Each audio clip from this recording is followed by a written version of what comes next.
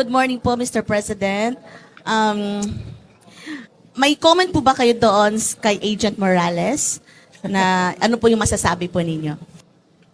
Mahirap namang bigyan ng importansya yan. You know, this fellow is a professional liar. At parang jukebox yan eh. Kung ano yung hulog mo na, basta maghulog ka ng pera, kahit anong kantang gusto mo, kakantay niya. Oo, kaya hindi ko walang saysay. Tignan mo na lang ang kanyang record. Tignan mo na lang kanya, may kaso siya na false testimony. O yan, ganyan. Ilan bang marami siyang history na kung sino-sino sinasangkot, kung saan-saan. Hindi, parang yun ang hanap buhay yata niya. Kaya professional liar ang tawag ko sa kanya. Totoo. Thank you, Mr. President. Okay. So, si Morales po linawin sumagot. natin, gumawa ka lang ng report. Hindi mo siya inakusahan. Oo, gumawa lang ako. Naging party lang ako ng pagkuha ng sworn statement na confidential. Oh, hindi daw po niya inakusahan. Si PBBM. Hindi niya inakusahan. Pero ang ginawa niya, hinamon niya rito. Yung confidential informant, ang may personal knowledge. Yun ang nakakipa sa kanya. Yung masasabi mo dun sa sinabi ng Pangulo na kayo daw po ay isang professional liar. Nakakaawa ang ating Pangulo, no? Kahit wala pong natatandaan na inakusahan ko siya. Yung pagkakadawit ng kanyang pangalan ay resulta ng investigasyon na isinagawa ko na ito yung nire-read through confidential informant at hiniligos ko nga doon sa sworn statement. At, alam mo, ito yung ito yung pagkagalit. Hindi ba kayo nagtataka kung ano siya, kung ano yung una niyang sinabi nung unang hearing dito sa Porsche? Parting ito ay yung ni-reduce ko lang into sworn statement. Consistent siya doon. Mamaya malalaman niyo kung bakit. Ito yung, yan, Kasi kapag ka nagsisinungaling, madaling malimutan yan eh. Di ba? Kasi pagka nagsinungaling ka po, you have to be consistent sa pagsisinungaling sa buong buhay mo. Di ba? Para sa isang bagay na pinagsinungalingan mo. Pero sa kanya, hindi siya namamali dyan. naghihinada siya, no? Ito yung tinatawag na napapraning, no? Napapraning daw si PBBM. Ito. Through confidential informant at hiniligos ko nga doon sa sworn statement. Okay, ulitin nga natin. Sino-sino sinasangkot, kung saan-saan. Hindi, parang yun ang Thank you, Mr. President. Gumawa ka lang ng report. Hindi mo siya inakusahan. Oo, gumawa lang ako. Naging party lang ako ng pagkuha ng sworn statement na confidential informant. Yung confidential informant, ang may personal knowledge. Yun ang nakakipa sa kanya. Yung masasabi mo dun sa sinabi ng Pangulo na kayo daw po ay isang professional liar. Okay. Alam niyo yung pinakamabigat pong ebidensya sana, yung confidential informant. 'Di ba? Oh, bakit hindi niya mabanggit? Hindi niya kasi akalain. Alam niyo, inaasahan naman po kasi talaga nila na hindi yan ipalalabasin diyan sa Senado. Bagkus sa mangyayari, magwawala na ang taong bayan at pabababain na si PBBM sa Malacanang. Hindi nila akalain na hahanapin pala ni Jinggoy. Nakakaawa ang ating Pangulo, no? Ah? Wala pong natatandaan na inakusahan ko siya. Wala daw! Plastic! Yung pagkakadawit ng kanyang pangalan ay resulta ng investigasyon na isinagawa ko na ito yung nire-read through confidential informant at hiniligos ko nga doon sa sworn statement. At, alam mo, ito yung ito yung pagkaganito yung naghihinada siya, no? Ito yung tinatawag na napapraning, no? Natatakawa siya dahil mukhang ito na yung epekto ng ipinagbabawal na gamot sa kanya. Kaya, Hindi niya inakusahan ha. Hindi niya inakusahan. Pero ano tong sinasabi niya? Pareho na ho ng tono nila Roque. pagkaganito yung Aawa, kunwari. Yung pananalita ng ating Pangulo, nabarapat lamang talaga na sundin niya yung panawagan ng taong bayan.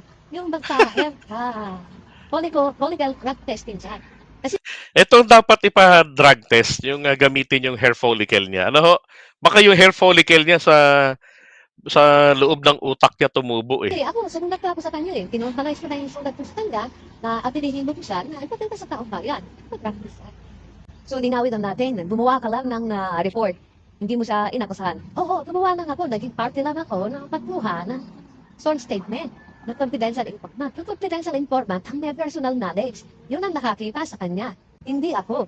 Kaya walang dahilan para sabihan ako na nagsisinungaling. Ngayon, ang burden of proof nasa kanya. Magpa-drug test siya para patunayan niya sa taong bayan na hindi siya nasa impluensya na hindi nagpapawal ng gamot. O, di ba? Ganyan katindi ang SMNI. Truth that matters. Hindi bini-verify yung mga information, 'di ba?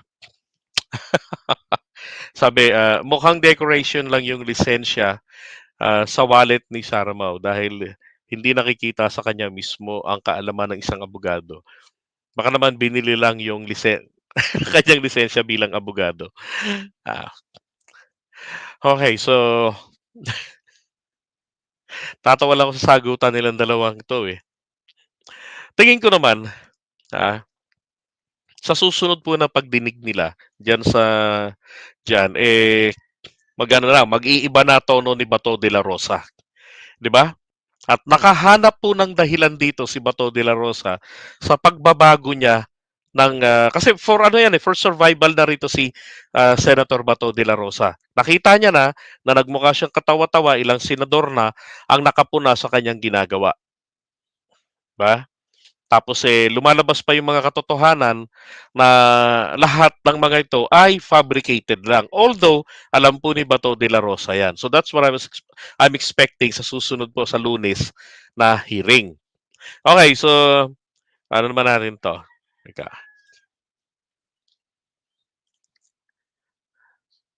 Oops.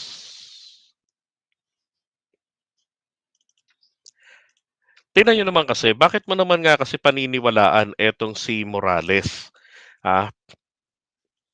Mismo. Na tinanong ko si General Santiago, Sir, ano po ang inyong opinion? May naniniwala ka ba na may mga taong nasa likod nila Morales? Ang sagot niya, natural meron yan. Tama. At hindi aamin ang mga yan para Sino sabihin kaya yun? na may mga taong nasa likod. Now, mga kababayan, pakinggan na po natin ang akin interview. Tatanungin, Sir, credible ba yung mga pinagkasabi niya? Ano? Credible ba yun?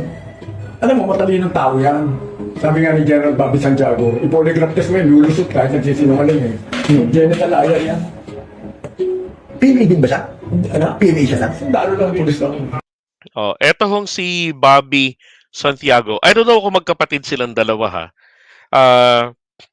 Etong si Bobby Santiago, eto yung ginawan pa ni Eddie Garcia ng pelikula na Balikatan. Okay? Yan yun.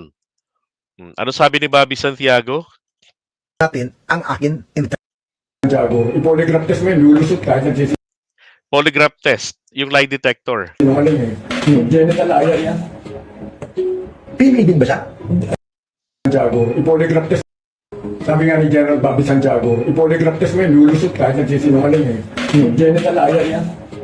Shit, congenital liar. Ibig sabihin, etong si Morales ay Mr. President, hindi lang po ito parang jukebox na ba. Ibig sabihin ng pangulo kasi doon, jukebox ay bayaran.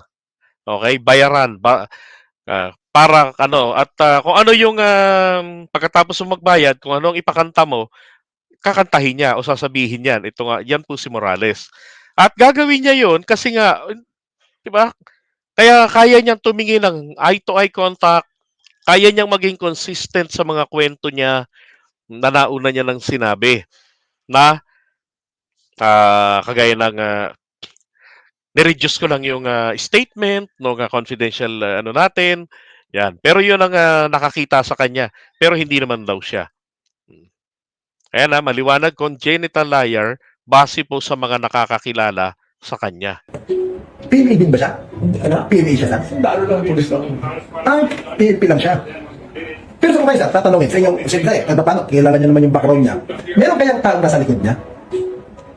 Eh, dyan ba naman, nagtatakot si Maharlika pa, hindi naman si Maharlika, wala bang nagsusupport dyan. Meron yan. Oo nga, ibang tapos magkakausap sila. Hindi siyempre, aminin ba nila sila nag-provide ng na hindi sila magkakilala, naniniwala ka. Ay, hindi, sir. Siyempre. Ito pala eh. Hindi. Pero kung kayo, sir, tatanungin ko, sir, ano ang motibo ng lahat ng ito para ginagawa? Morales, gustong pumapil yan, walang gustong pumapil yan, nagtayo nga ng anti-drug and kasi yan. Di ba, tinira ko yan. Okay. Tinira ko yan, tapos, nung wala na ako, si Gutierrez naman binanatan niya, sabi niya, magaling daw ako, laking Gutierrez, buti pa raw ako. Tapos nagtayo ng foundation, ako ginawang poster board, di ako Matapos siyang tirahin nagtayo ng foundation, isinama siya. Eh, ano ko yan? User. User. Hindi ang dating sa inyo, walang credible. Eh, talaga wala. Walang credible. Eh, hindi ba nagka-dismiss ng time namin yan? Yes, sir. Hindi kasi ang dismiss yan, ang kanya, ito ang iba, no? Kinuha siya sa Supreme Court. Opo. Dismiss siya. Nagkaka-dismiss ng PIDEA, inappeal sa Court of Appeals, inappeal sa Supreme Court. Ganyan siya. Opo. Perpetually disqualified from government service siya. Hindi mo sabihin, tanga yung mga justices. Tapos tinanggal siya. Opo. Ba't yung kasimple yun? Pero pinapalabas mo, sino nga yung mga justices? Ikaw ang tama. Opo. Pero sir, kanina kasi nasabi ko nga, meron kayong dikit siya sa dating administrasyon kasi dating administrasyon gusto siya babagsakin eh. Ano? Dating administrasyon, gusto babagsakin ng dating administrasyon ng kasalukuyang administrasyon eh. Bago ko. Dikit ba siya sa dating administrasyon, sir? Hindi ko alam. Hindi ko nakita lang ako. Wala. Mula nung mawala ako sa kondisyon, wala na ako. Hindi na ako nakita. Okay. Oh, saan nakikita ko, tahimik na nga lang kayo, sir eh. Kaya ano gagawin ko, ba't ako mag-iingay, nung mapala ako. Yes, sir. Pero sir, Kung anong gusto nang gawin, problema nila yun. Bakit ako, position ko, nailit ng tao yan. respeto. Eh, kung gusto nyo palitan, mag-eleksyon ulit kayo. Pero sa tingin niyo, sir, magtatagumpay ba yung mga nag-aatim na papabagsakin ng administrasyon ni Pangulong Marcos? Depende sa presidente yan. Siyempre, depende kung anong ba. Kaya nga humahanap sila ng isip pa ulit-ulit eh. Kaya lang, magaling din ang mga dumidependa sa presidente. Eh kung yung magdidependa sa'yo, mapapahama ka lalo, may problema nga. Opo. Diba? Yes, sir. Siyempre. Di ba? So, tsaka ito pa ha, tindi rin nito ni Morales eh. Alam niyo ba na, kumbaga, ika nga eh, araw-araw ang ano yan ha, ipagkaka-aresto ng damuho na yan. Ito. So, sabi nga rito eh, dalawang kaso magkasunod na araw, arestado. So, March 2, March 3, arestado etong si Morales. Ano lang, last year lang. So, ito hindi pa masasabi to ni Maharlika na yung testigo nila. 'Di ba? 2024 niya na nilabas si Morales. Kaya hindi niya masabi-sabi yan eh na ito ginugurgur na. 2023 inaresto ito March 2 and March 3. Actually, hindi po ito kumalat sa media.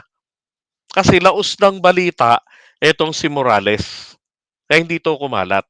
Ngayon na lamang ito lumilitaw. Okay? Sabi nga ni Bato de la Rosa, basta kalbo na, dapat nilagay rito, basta kalbo na may puncture holes, naniniwala ako. Dapat ganun eh, no? Oh. Okay, so ito, false testimony. Ito ho yung ginawa niya nung kalokohan na sabi niya, binay-bust operation daw niya yung nahuli nila na malakihang bulto ng droga. Tapos, kapag kami, di ba sabi nga ng kanyang dating kabaro, kapag ka merong pang-areglo, ito palang taong ito ay naaareglo. Di ba? Ginagawa niya, ito to, ito yan eh, oh. Nakita ko sa inyo. Ito. Sabi rito ha, ni Gardo Liasan, yan ang katapusan ng kawalang hiyaan mo, JM. Sa narco group lang palang tayo, yan na ang laro mo, Judas. Wala kang dangal sa serbisyo, sasabog ka na ngayon ng todo-todo. Dapat maipasok ka sa seldang napakulong mo ang mga taong na walang pang-areglo. Ngayon na ang hustisya. So, legitimate yung operation pag walang suhol para pahinain ang kaso, tutuluyan niya. Pag naipasok siya doon, papatayin to sigurado. Yun ang ibig sabihin dito. Ngayon na ang hustisya. Bakit? Siguro meron silang mga trinabaho na wala namang kasalanan at walang mahut-hut na pera dahil extortionist daw yan eh. Di ba? So, tinuluyan. Dahil nga magaling maggawa ng, magaling daw na fabricator ng mga false information si Morales. Yan, sabi niya, binigay mo yan noon pa bago ang presidential election kay Mang Kanor. Okay? Ito yung isang kaso naman po ni Morales nung nahuli siya. Violation po ng Section 91 and 92 ng Republic Act 9165, yung dangerous drugs. Yan. Grabe nung mahuli, ano? Ni Duterte pa sa kamay. Yan, dismiss na PIDEA agent. Nung March 8 lang po yan, nung birthday ko last year na huli. To. So, ito yung kanyang mga nilabag. Screenshot nyo na lang para mabasa nyo po. Okay? Doon sa, sa Section 91 and 92, ito yon. Responsibility and liability of law enforcement agencies and government officials. Yan. Tapos ito yung bungling. Okay? Ang ginagawa niya kasi tinitenga niya yung pagpoproseso ng kaso. Siyempre, ito, delay and bungling of prosecution. Yan ang kanyang ginagawa. Yan, na-dismiss na PIDEA agent, Timbog.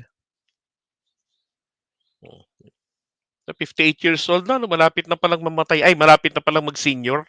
Langya pa rin. Sabi niya, nabatid na si Jonathan A. Morales, 58 ay inaresto sa bisa ng warrant of arrest na inisyo laban sa kanya kaugnay ng mga kasong kriminal na kanyang kinakaharap gaya ng false testimony sa ilalim ng Article 180 ng RPC at paglabag sa Section 91 at 92 ng RA 9165 or yung Comprehensive Drugs Dangerous Drugs Act of 2002,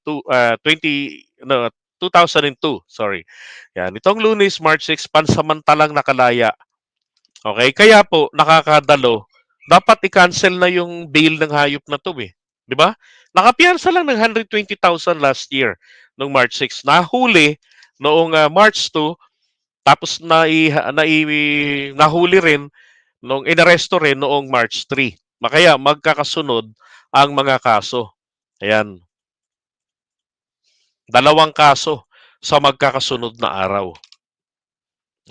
Pero ang tindi, kasi 2017 pa pala na-issue itong warrant laban sa kanya. Ayan, si Morales, na sinasabing overstaying president ng Parkwood Green Hills Executive Village Homeowners Association ay inaresto sa Pasig City Hall of Justice Complex noong March 2 ng grupo ng Pampanga PNP na nagsilbi ng warrant of arrest na inisyu ni San Fernando, Pampanga Municipal Trial Court in Cities Branch 4, Presiding Judge Jocelyn Gamboa de Los Santos noong April 3, 2017. Grabe, ang tagal bago na i-serve. Pero natsyempohan pa rin siya. So siya inaresto sa Pasig City Hall. Bakit? Kasi diyan may kaso po siyang estafa na dinidinig. Sinampahan siya, may kinalaman dito sa Parkwood Green Hills kasi overstaying president po siya. That's Morales.